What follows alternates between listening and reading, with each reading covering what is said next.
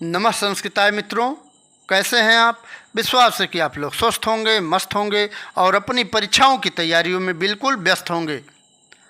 आज हम लोग रघुवंश महाकाव्य, जी हाँ मित्रों, रघुवंश महाकाव्य जो कि महाकवि कालिदास की एक विश्व प्रसिद्ध महाकाव्य है, उसके द्वितीय सर्ग का हम लोग द्वितीय सर्ग के 6वें श्लोक का हम आज अध्ययन करेंगे इस वीडियो में। ठीक है, इसके पहले हम लोगों ने 5 श्लोकों तक, जो द्वितीय सर्ग का 5 श्लोक तक का अध्ययन हम लोगों ने कर लिया है, जिसमें 5वें श्लोक में बताया गया है कि किस तरह से महाराज दिलीप जो नंदिनी धेनु है, गाय है, उसको स्वादिष्ट घासों को खिला रहे हैं, उसके ऊपर बैठे हुए मच्छर आदि को उड़ा रहे हैं और वह गाय जो है जहाँ भी स्वच्छंदता पूर्वक जाना चाहती है उसको जाने दे रहे हैं, अर्थात महाराज दिलीप। ठीक है, ये 5वें श्लोक में हम लोगों ने अध्ययन किया है। ठीक है, मैं हूँ मनोज पांडे, आप देख रहे हैं मंगलम मंत्रा चैनल। आइए देखते हैं 6ठे श्लोक का अध्ययन करते हैं। स्थितामोचलितः प्रयातां निषेधु सीमासन बंध धीर जलाभिलाषी जलमाददानां छायेव ताम्भोपति अन्वगच्छत। ये रहा आपका 6वां श्लोक। एक बार फिर से दोहरा लेते हैं श्लोकों को। स्थितामोचलितः प्रयातां निषेधु सीमासन बंध धीर जलाभिलाषी जलमाददानां छायेव ताम्भोपति अन्वगच्छत।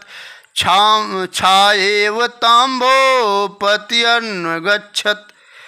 तो ये रहा आपका 6वां श्लोक। अब हम इसके अर्थों को देख लेते हैं मित्रों। अर्थ यहाँ से देख लेते हैं कि यहाँ जो भूपत, भूपत मीन्स राजा। ठीक है, भूपत से किसका बोध होता है?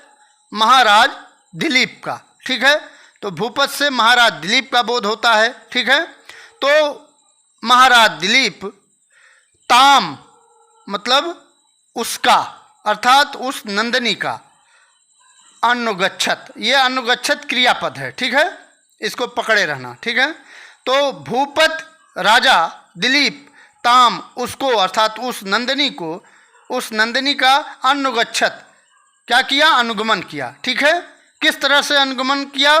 छायेव, छाया धन इव बराबर छायेव। तो ठीक है, आर्ध गुण से गुण संधि इसमें हो गया है छायेव में। ठीक है, तो छाया की तरह, परछाई की तरह, जिस तरह से एक व्यक्ति चलता है तो उसके साथ साथ परछाई उसकी चलती है, उसी तरह से भूपति राजा दिलीप उस गाय नंदिनी धेनु के पीछे पीछे क्या कर रहे हैं? अनुगमन कर रहे हैं, अर्थात चल रहे हैं। इतना समझ गए आप? ठीक है, छाये, छाया की तरह। ठीक है, परछाई की तरह। कौन चल रहा है? भूपत चल रहे हैं, राजा दिलीप चल रहे हैं। किसके पीछे पीछे तो चल रहे हैं? तो ताम के पीछे पीछे, अर्थात ताम किसके लिए है? नंदिनी गाय के लिए है। नंदिनी गाय किसकी है? महर्षि वशिष्ठ की ये गाय है। ठीक है, फिर किस तरह से चल रहे हैं उसके बारे में देख लेते हैं। तो यहाँ दिया है स्थितामोचलितः प्रयातां। ठीक है, तो स्थिता मतलब स्थित जब हो जाती है, अर्थात रुक जाती है जब नंदिनी गाय, तो भी राजा दिलीप भी स्थित हो जाते हैं, अर्थात रुक जाते हैं। ठीक है, एक चीज़ स्पष्ट नोट कर लें, इसमें जो प्रथमांत हैं, ठीक है, जैसे स्थितः हो गया और उच्चलितः हो गया और आशाबंध धीरः हो गया और जलाभिलाषी हो गया। ठीक है, तो ये सब किसके विशेषण हैं? ये सब भूपत के लिए आए हैं। ठीक है, स्थित है, कौन स्थित हो जाते हैं? रुक जाते हैं? भूपत राजा दिलीप। ठीक है, कौन चलने लगते हैं? उच्चलित कौन होता है? भूपत राजा दिलीप। ठीक है, आशाबंध धीरे, कौन आसन लगा करके बैठ जाते हैं? भूपति राजा दिलीप। ठीक है। कौन जलाभिलाषी होते हैं, जल की अभिलाषा करते हैं, वह राजा दिलीप, ठीक है। कौन छाया की तरह नंदिनी गाय के पीछे पीछे चल रहे हैं, तो राजा दिलीप, ठीक है। अर्थात कहा जा सकता है कि जो प्रथमांत है अर्थात स्थितः, आशाबंध धीरह और जलाभिलाषी, ये सब किसके विशेषण हैं? ये राजा अर्थात भूपत के विशेषण हैं। और स्थिता और प्रयाताम 2 हो गया, और निषेधुसीम 3 हो गया, और जलमाददानाम, ये 4 जो विशेषण हैं ये ताम के विशेषण हैं, अर्थात उस नंदिनी के लिए जो ताम आया है उसके विशेषण है, ठीक है। तो इससे कनेक्ट कर लीजिए आप, भूपत से प्रथमांत का जो शब्द है उसको कनेक्ट कर दीजिए, और जो द्वितीयांत पद है उसको ताम से कनेक्ट कर दीजिए। पूरे शब्दों का अर्थ आपको पता लग जाएगा, ठीक है। तो आइए देखते हैं। तो स्थिता मतलब जब वह नंदिनी गाय स्थित होती थी, अर्थात रुकती थी, तो राजा भी, जो भूपत हैं, राजा भी स्थित हो जाते थे, रुक जाते थे, ठीक है। और जब वह नंदिनी गाय प्रयाताम होती थी, अर्थात चलने लगती थी, प्रयाताम मीन्स चलना, ठीक है। जब वो गाय चलने लगती थी तो उच्चलतः राजा दिलीप, तो राजा दिलीप भी उसके पीछे पीछे उच्चलितः अर्थात चलने लगते थे, ठीक है। फिर निषेधुसीम, जब वो बैठ जाती थी, नंदिनी धेनु जब बैठ जाती थी, तो राजा दिलीप भी आसन बंध धीरह अर्थात जो आसन लगा करके बैठ जाते थे, ठीक है। ये जो नंदिनी धेनु है उसके बैठने पर राजा दिलीप भी बैठ जाते थे, कहने का अर्थ यही है, ठीक है। फिर तीसरे लाइन देख लीजिए, तीसरा लाइन, जलमाददानाम मतलब जल को जब ग्रहण कर लेती थी, अर्थात नंदिनी गाय जब जल को पी लेती थी, तभी राजा दिलीप जल की अभिलाषा करते थे या जल पीते थे। मतलब नंदिनी धेनु के जल पीने के बाद ही राजा दिलीप जल की अभिलाषा करते थे, अर्थात जल पीते थे। इतना समझ आए आपको? विश्वास है कि आपको चारों लाइनों का अर्थ समझ में आ गया होगा, ठीक है। प्रयाताम का क्या अर्थ है? प्रयाताम का अर्थ है चलने पर। कौन चलता था? वो नंदिनी धेनु चलती थी, ठीक है। प्रयाताम का क्या अर्थ है? चलने पर, ठीक है। उच्चलितः चलने पर, यह प्रयाताम नंदिनी के लिए आया है और उच्चलितः राजा दिलीप के लिए आया है, ठीक है। आसन बंध धीरह, आसन लगा करके बैठ जाते थे राजा दिलीप। निषेधुसीम, कौन बैठ जाती थी? ये निषेधुसीम किसके लिए आया है? ताम के लिए, अर्थात उस नंदिनी गाय के लिए आया है, ठीक है। छाया की तरह उसका अनुगमन कर रहे हैं राजा दिलीप। ये सुंदर सा उपमा अलंकार का उदाहरण यहाँ महाकवि कालिदास ने इस 6वें श्लोक में किया है, ठीक है।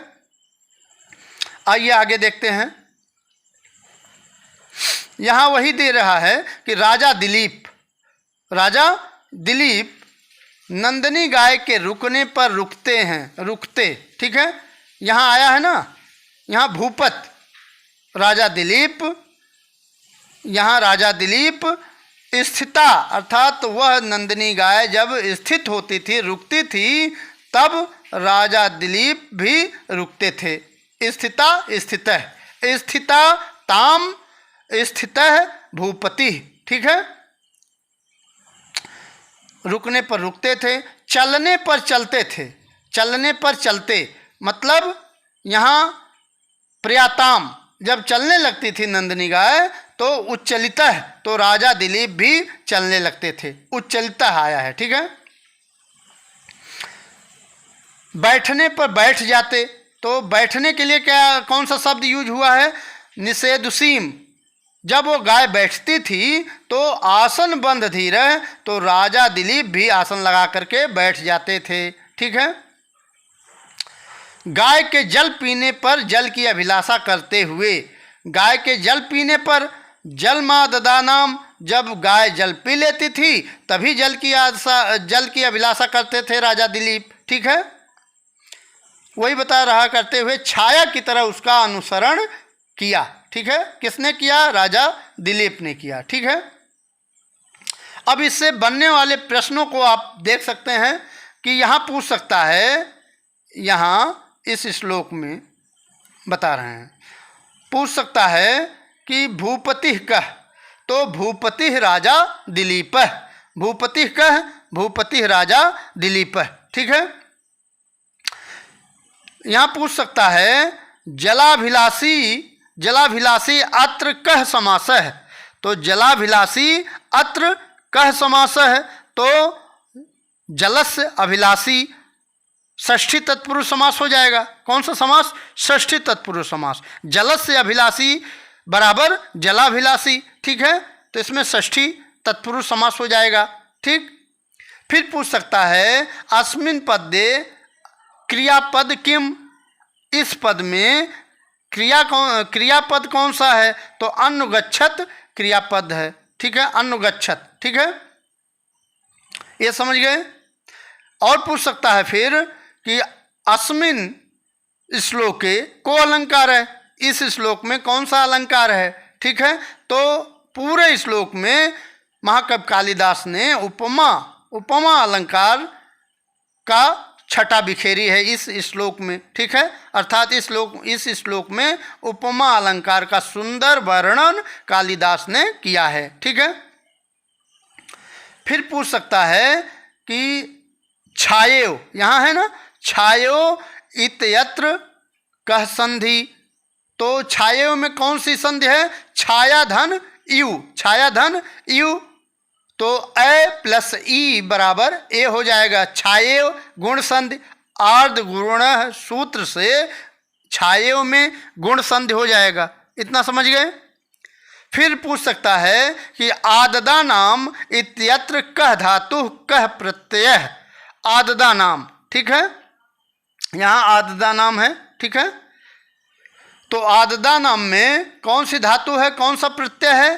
तो आददा नाम में आंग, डूइंग और सानच प्रत्यय है। कौन सा प्रत्यय? सानच प्रत्यय। इसके बारे में आगे भी मैं बताऊंगा। ठीक है। फिर पूछ सकता है अगच्छत इत्यत्र को लकार है कश्च पुरुष है, तो लंग लकार प्रथम पुरुष एक वचन का रूप अगच्छत है, और अनुगच्छत अनुपसर्ग गम धातु लंग लकार प्रथम पुरुष एक वचन का अनुगच्छत। ठीक है। अनुगच्छत में अनुपसर्ग है और गम धातु है लंग लकार, मतलब भूतकाल वाला। ठीक है। और प्रथम पुरुष एक वचन है। ठीक। इतना समझ गए। फिर पूछ सकता है जलाभिलाषी आसन बंद धीरह को अस्ति, तो जलाभिलाषी आसन बंद धीरह, आसन बंद धीरह को अस्ति, तो जानते ही हैं राजा दिलीप है। ठीक है। इतना समझ गए। आइए देखते हैं आगे। ये आपको बता ही दिए अर्थ इसका। यहाँ धातु प्रत्यय लकार के बारे में भी थोड़ा सा अध्ययन हम लोग कर लेते हैं जल्दी से। ठीक है। क्योंकि वीडियो बड़ी ना हो जाए, आपको देखने में समस्या होगी। ठीक है। मैं सोचता हूँ कि कितना भी छोटा अच्छी तरह से वीडियो बनाऊँ, अच्छी तरह से पढ़ा करके आपको दूँ, ताकि आप जल्दी से जल्दी उस वीडियो को देख सकें। ठीक है। तो आददा नाम, आददा नाम में आ क्या है?